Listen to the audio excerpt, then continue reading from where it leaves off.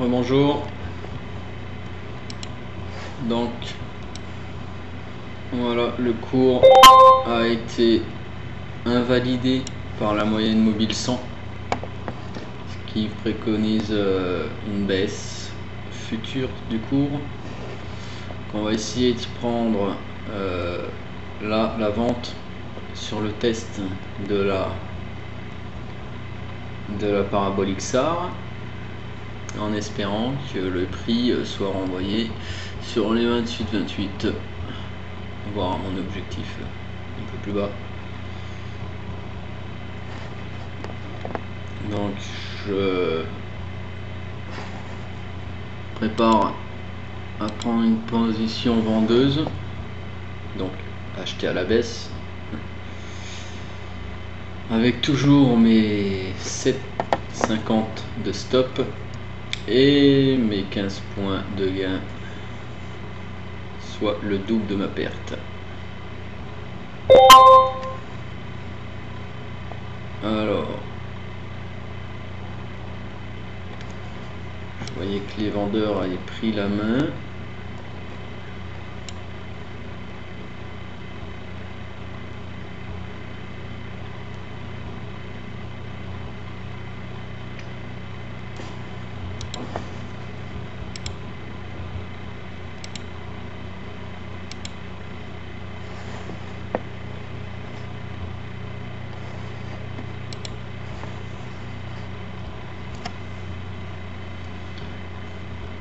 On va attendre un petit peu.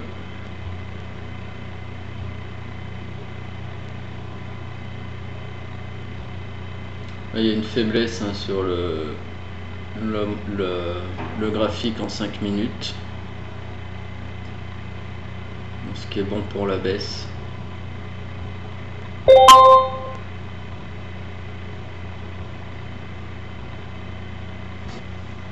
En plus, on commence à casser la trendline là. Voilà, ça casse.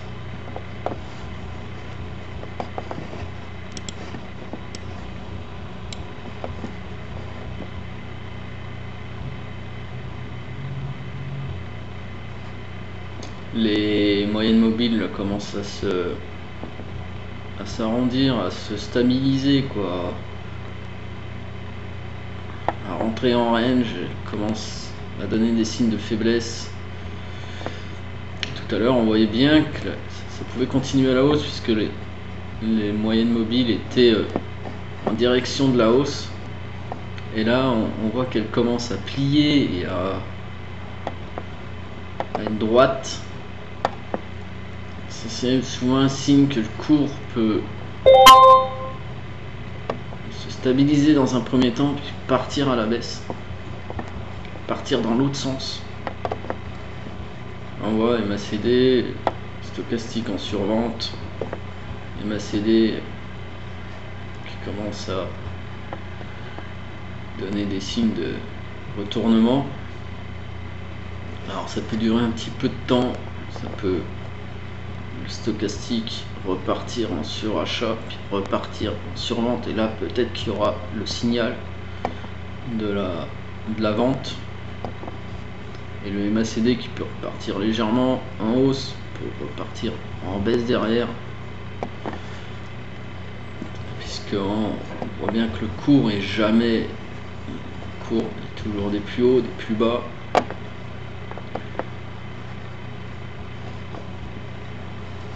Le cours est toujours en perpétuel mouvement, et c'est ça qu'il faut essayer de prendre, de comprendre pour trader, quand on trade.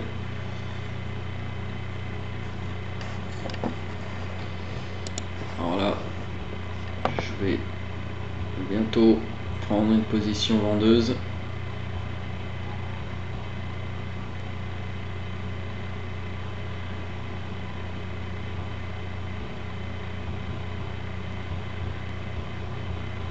Dès qu'il y a le test de la parabolique SAR, je vends. Je me pose même pas de questions, c'est ma stratégie qui est comme ça. J'ai aucune question à me poser. Faut être très rigoureux dans sa stratégie. Ne jamais en changer, quoi qu'il arrive. C'est que ça peut nous sauver la vie. Là on voit que les moyennes mobiles se retournent.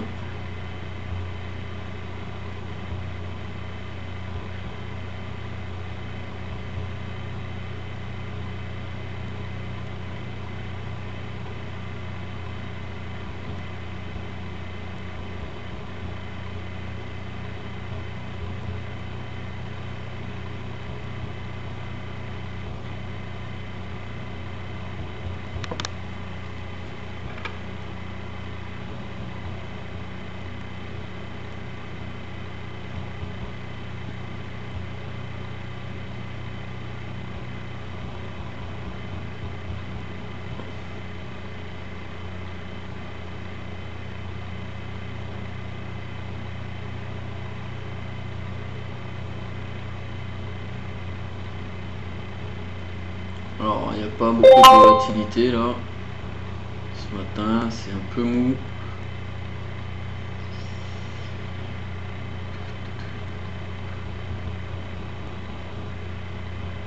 Voilà.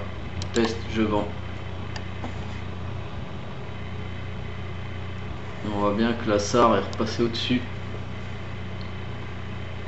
Le mieux étant d'avoir le stop au-dessus de la SAR pour avoir une protection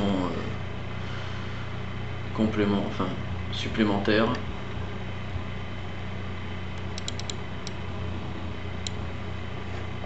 Parce que là j'ai pas forcément eu un bon prix. Après faut voir quoi par la suite ce qui va se passer.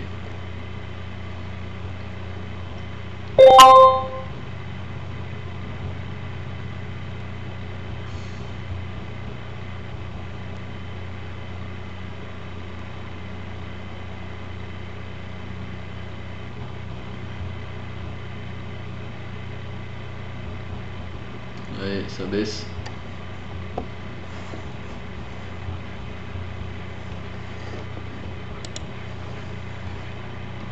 Centimes, 5 centimes. Faut pas aller loin avec ça.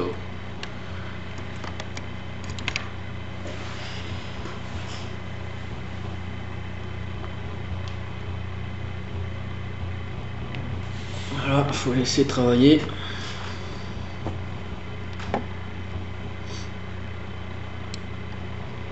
Ça part. Donc comme tout à l'heure, premier signe de faiblesse. Je sors. Pour l'instant c'est bon. On va voir si on peut atteindre l'objectif.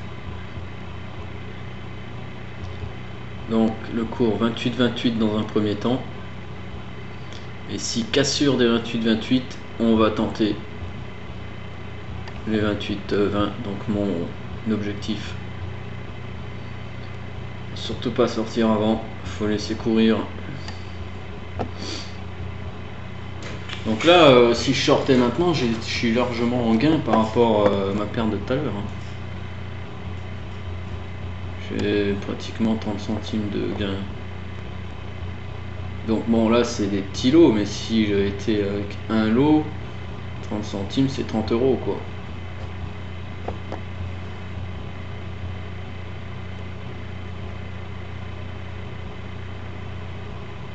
Là, il faut voir si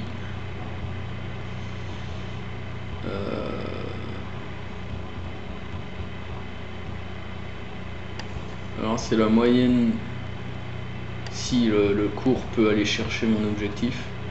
Dans cette configuration, je dirais non. Normalement, ça devrait toucher une première fois la bande de Bollinger, rebondir légèrement pour repartir. Bon, après ça c'est une habitude que j'ai. À force, je commence à avoir l'habitude de la réaction du marché, des différentes configurations. J'arrive un peu à savoir à l'avance la configuration du marché, des cours. Mais après on peut être très surpris, hein, ça peut repartir tout droit. Vraiment là, s'il y a un gros qui débarque et qui met beaucoup de l'eau, il peut vraiment faire descendre le cours d'un coup sec, ce qui pourrait permettre de tester mon objectif et d'être éjecté du marché avec une plus-value.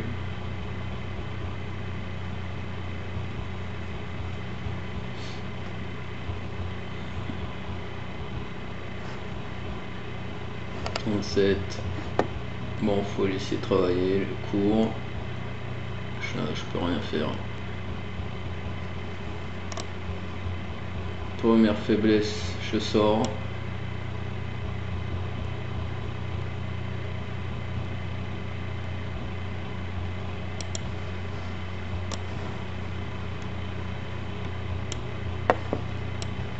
Au 41.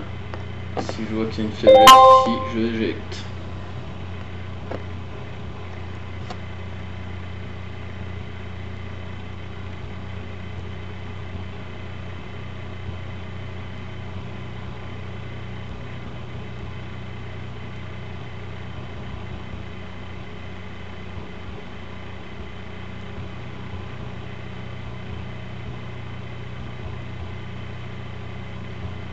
Ah, c'est pas très bon ça.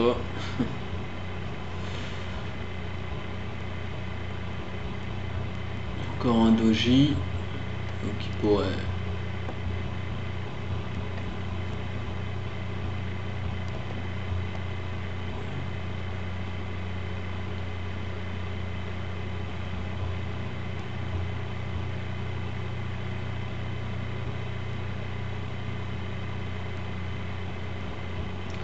Alors la plus grande faiblesse des débutants, de la plupart des gens, c'est que une fois que les gens sont en position sur le marché, les gens n'arrivent pas à rester en position. En général, ils ne dépassent pas 5 secondes quoi. Ça devient pour eux très compliqué, beaucoup trop de pression à gérer pour rester sur le marché. En général, ils sortent tout de suite, ce qui engrange toujours plus de pertes que de gains. Et au final, ils détruisent leur capital comme ça. Alors, là, ça faiblit.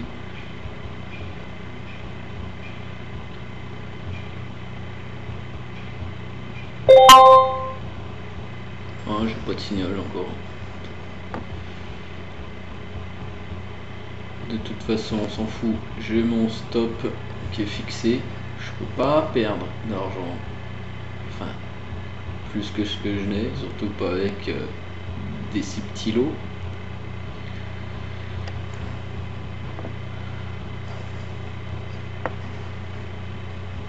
Là, en termes de vague d'Elliott, on est dans la première vague. On a fait un petit retracement. Vague numéro 2, qui peut aller très haut. Et si on veut essayer de savoir un peu dans l'avenir, on peut dire vague numéro 3.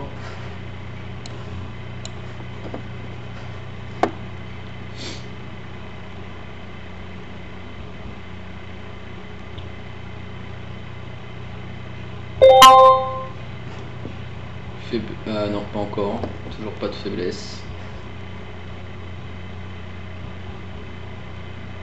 Plus le hémacéline repasse en baisse. Il faudrait une bonne poussée là, à la baisse pour aller atteindre mon objectif. Voilà.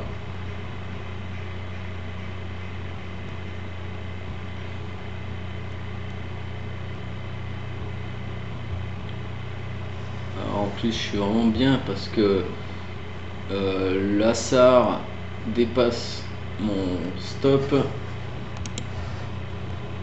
La moyenne mobile 20 commence à être sur mon mon point d'entrée. Donc c'est tout ce qui est rassurant en fait. Pour rester le plus longtemps possible en position.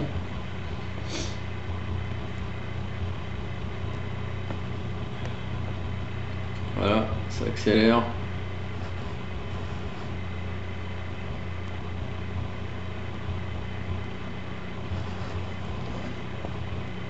Alors on voit à côté sur le graphique 5 minutes, on voit que la SAR 5 minutes va être testée.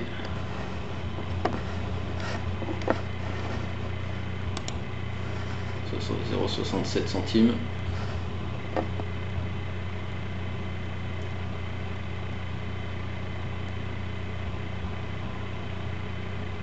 Toujours aucune faiblesse du cours pour le moment, du MACD.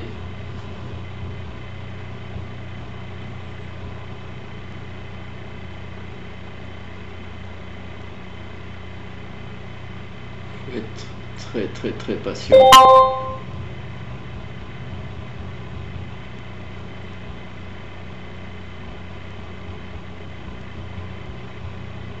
Alors, premier quasi-test de la bande Bollinger basse. Donc voilà, on rebondit dessus et on peut ensuite le cours remonte et le pour ensuite repartir sur la bande de Bollinger.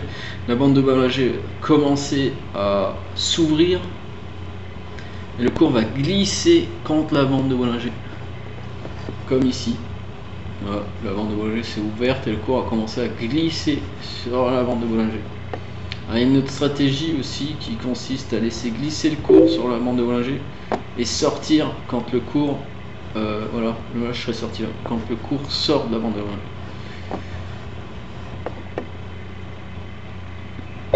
Après des stratégies, il y en a des millions, hein.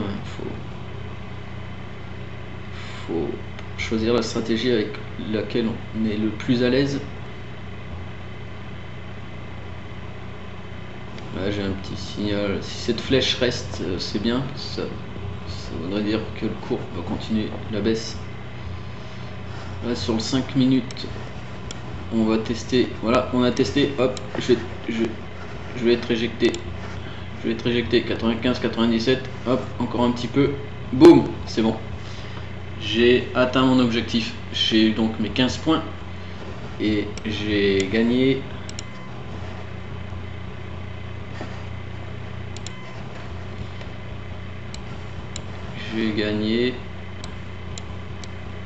€1,17.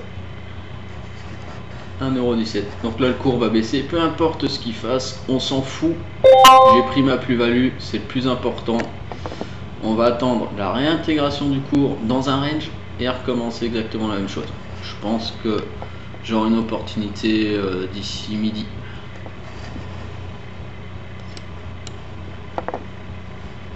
Ensuite, donc on va regarder ce que j'ai fait. Hop. Voilà.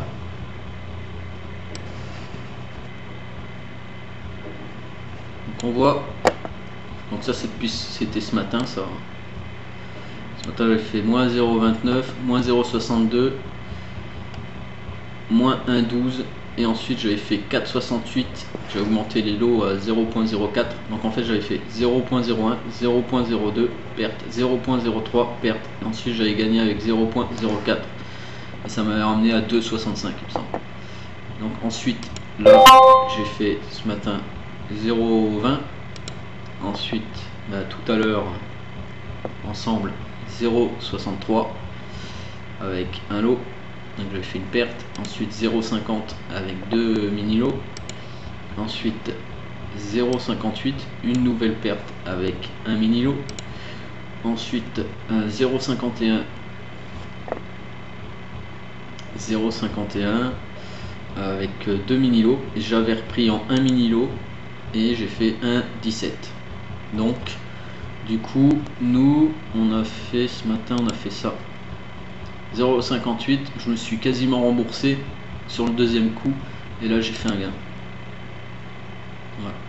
Alors normalement là c'est vraiment des mini lots pour montrer hein. mais normalement j'aurais été à 392 € quoi. Mais avec beaucoup plus de pression par contre. Donc voilà, j'ai fini ma démonstration. Merci.